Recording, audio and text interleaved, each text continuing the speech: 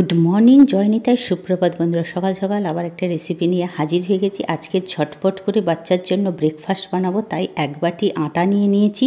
এই আটা দিয়ে আর কিছুটা সবজি দিয়ে দারুণ একটা নাস্তা বানাবো। সমস্ত সবজি দেখো, গাজর, বিনস, কাঁচা লঙ্কা, বাঁধাকপি, তোমরা মটরশুঁটি, যা যা সবজি পারো নিয়ে ভালো করে এটাকে চপ করে নিতে হবে। এই নাস্তাটা চট জলদি বনে যাবে, বাচ্চা বুড়ো সবাই চেটেপুটে খেয়ে নেবে। তাহলে চলো তাড়াতাড়ি করে রেসিপিটা শুরু করা যায়। এবার আমি যে সবজিগুলো নাস্তাতে দেব সেই সবজিগুলো আমি একদম চপারে ফাইন চপ করে নিয়েছি। একটা গামলাতে এক বাটি আটা নিয়ে নিয়েছি। আটাটা এই যে আমি ঢেলে দিলাম এর মধ্যে। আটা দিয়ে নাস্তা কিন্তু খুব ভালো হয়। এরপরে আমি ওই বাটিরই হাফ বাটি সুজি নিয়ে নেব আরও সফট করার জন্য। এখানে সুজিটা আমি ঢেলে দিলাম। এই নাস্তাটায় যেহেতু আমি দই দিচ্ছি না, তার জন্য একটা জল রেডি করব। অল্প পরিমাণের একটু জল নিয়েছি আর আমি নিয়েছি দুইখানা লেবু। এটাকে কেটে দানা বের করে ভালো করে নিংড়ে নেব রসটা। যেহেতু খাটাসের জন্য, টকের জন্য আমি এখানে লেবুর রসটা ইউজ করছি।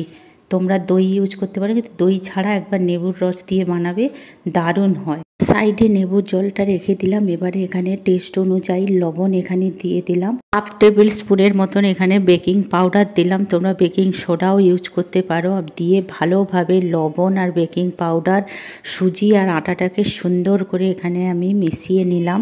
মাখানোর পরে এবারে যে লেবুর জলটা রেডি করে রেখেছিলাম সেটা এর মধ্যে আস্তে আস্তে করে দিয়ে দেব না, আস্তে আস্তে করে দেব। দিয়ে এখানে চামচ দিয়ে সুন্দর করে ব্যাটারটাকে আমি রেডি করে নেব। এটা বেশি নরমও হবে না, বেশি পাতলাও হবে না, একটা থিকনেস টাইপের হবে। চলো সুন্দর করে এটাকে আমি মিশিয়ে নিচ্ছি। এইবার তোমরা দেখতে পাচ্ছ কত সুন্দরভাবে আমি আটা সুজির ব্যাটারটাকে মিশিয়ে নিলাম। কত সুন্দর একটা থিকনেস এসে, বেশি পাতলা হবে না। এবারে সুজিটাকে ভেজানোর জন্য আমি এটাকে 15 মিনিটের বা 10 মিনিটের মতন এটা ঢাকনা দিয়ে রেখে দিলাম। এরপরে দেখো ঢাকনা খুলে তোমাদের দেখাচ্ছি যে কতটা সুজি ফুটে উঠেছে এবং জলটা অনেকটা টেনে নিয়েছে। এইভাবে ব্যাটারটা হবে। এবারে ভালো মতন আমি এটাকে মিশিয়ে নিচ্ছি যাতে লাম্পস না থাকে বা দানা দানা না থাকে। যত সুন্দর মিহি পেস্ট হবে তত কিন্তু ব্যাটারটা সুন্দর হবে এবং নাস্তাটা তত সফটও এবং জালিদার হবে। যে সমস্ত সবজিগুলো যে চপ করে রেখেছিলাম সেগুলো আমি ব্যাটারের মধ্যে দিয়ে দিলাম এবং ধনেপাতা কুচি সেখানেও দিয়ে দিলাম। দিয়ে এবার ব্যাটারটার সাথে আমি সমস্ত সবজিগুলো মিশিয়ে নেব। মেশানোর পরে এটাকে কিছু সময় রাখবো, বেশি রাখবো না। ততক্ষণে বাটিগুলো রেডি করব এবং জলটাও রেডি করব। তোমরা দেখতে পাচ্ছ খুব সুন্দরভাবে আমার ব্যাটারটা মেশানো হয়ে গেছে। এবারে আমি বাটিগুলো এটাকে 5 মিনিটের মতন, অত সময় না রাখলেও চলবে, একটু সময় রেখে দেব যাতে সবজিটা আর এটার সঙ্গে ভালোভাবে মিশে যায়। কিছু সময় রাখার পরে আমি জল আর বাটিগুলো রেডি করব। নাস্তাটা রেডি হয়ে গেছে। এরকম আরও টেস্টি করার জন্য আমি একটু উপর থেকে গোলমরিচ দিয়ে দিলাম। তোমরা দিতে পারো, নাও দিতে পারো, কিন্তু গোলমরিচ দিলে আরও সুন্দর হবে। এবার চাট মশলা দিয়ে দিলাম। চাট মশলা দেওয়ার পরে আমি সুন্দরভাবে এটা মিশিয়ে নেবো। আবারও একটু কালারের জন্য একটু পিঞ্চ একটু হলুদ গুঁড়ো দিলাম। তোমরা এখানে দিতে পারো, নাও দিতে পারো। দেওয়ার পরে এটা 3টে মশলা আমি সুন্দর করে আবার ব্যাটারের সাথে এটা মিশিয়ে নেবো। যত মেশাবে তত কিন্তু নাস্তাটা টেস্টিও হবে এবং দ্বিগুণ স্বাদ হবে। তখন ছোট ছোট বাচ্চা বড় সবাই চেটেপুটে খেয়ে নেবে। যারা রুটি সবজি খেতে চায় না তারাও বারবার বলবে যে আরেকবার বানাও, আরেকবার বানাও। এতটা টেস্টি এই নাস্তাটা হয় এবং হালকা জালিদারও হয়। এবারে আরও সফট জালিদার বানানোর জন্য আমি 1 প্যাকেট লেমন ফ্লেভারের ইনোটা এখানে দিয়ে দিলাম। দিয়ে এখানে অল্প একটু চামচের মতন জল আমি দিয়ে দিলাম। দেখো ইনোটা এবারে ফোলা শুরু হয়েছে। সঙ্গে সঙ্গে আর দেরি না করে আমি ইনোটা ব্যাটারটার সাথে মিশিয়ে নেব, নাহলে ইনোর কাজটা নষ্ট হয়ে যাবে।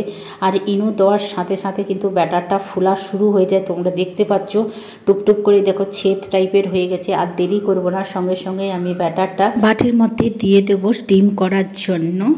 বাটিতে আমি ঘি দিয়েছি, তোমরা সাদা তেল দিয়ে গ্রিস করে নেবে। আমি গ্রিস করে নিয়েছি। এবারে তাড়াতাড়ি করে আমি যে ব্যাটারটা রেডি করেছি সেগুলো এর মধ্যে সব দিয়ে দিলাম। বেশি ফুল করব না, তাহলে ফোলা শুরু করলে কিন্তু ব্যাটারটা আবার নিচে পড়ে যাবে।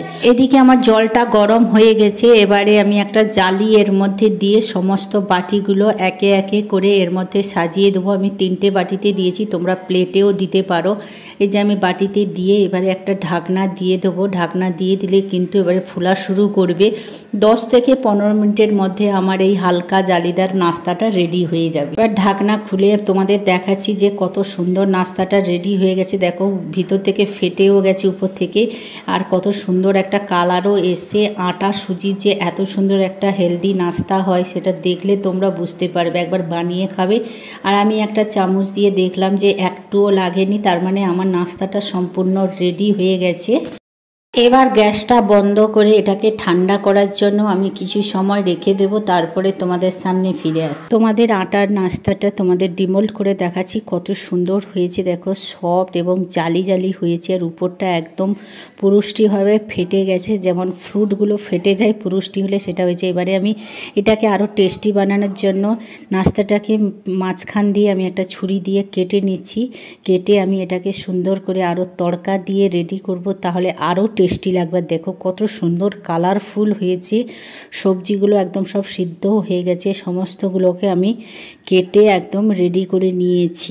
এবার একটা ফ্রাই প্যান বসিয়ে দিয়েছি, অল্প একটু তেল আর ঘি দিয়ে দিলাম। তোমরা শুধু ঘি দিয়ে করতে পারো বা শুধু সাদা তেল দিয়ে করতে পারো। আমি টেস্টির জন্য, সেন্টের জন্য একটু ঘি এখানে ইউজ করেছি।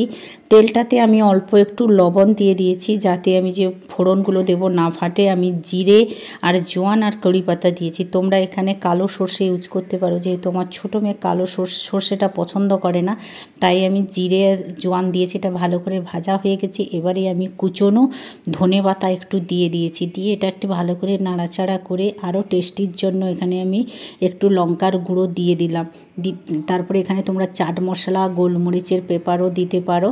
এটা দিয়ে নাড়াচাড়া করে গ্যাসটাকে সিম করে এই যে আমি নাস্তাগুলোকে কেটেছিলাম সেগুলো তেলের মধ্যে আস্তে আস্তে করে আমি বসিয়ে এপিট ওপিট দুপিট করে মিডিয়াম আঁচে ভাজা করে নেব। বেশি ক্রিস্পি করব না। এই দেখো কত সুন্দর কালার হয়েছে। এটা চাটনি বা সসের সাথে কিন্তু একদম অসাধারণ লাগবে।